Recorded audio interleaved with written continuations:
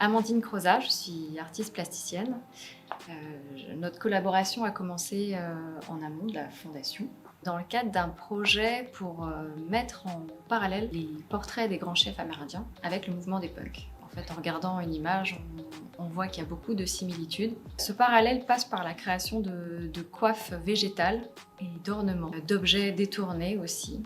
Donc c'est vraiment un projet pluridisciplinaire. On a investi 3 ateliers. L'atelier pluriel pour le textile et pour des shootings photos de végétaux.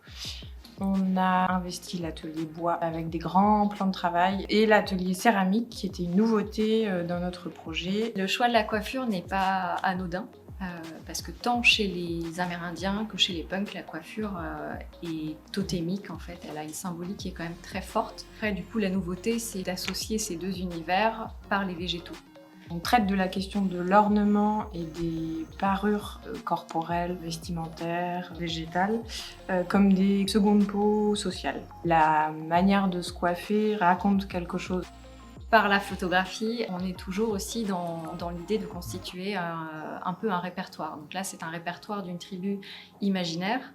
On s'inscrit vraiment dans une démarche écologique de récupération de matériaux, que ce soit pour les vêtements ou les pièces manufacturées auprès des ressourceries, des associations, des recycleries.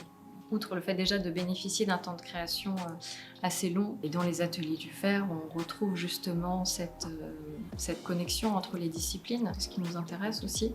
On a évidemment envie de continuer ce travail et la question des cheveux, elle est universelle et la question de la flore évidemment. Donc, on a très envie effectivement de poursuivre.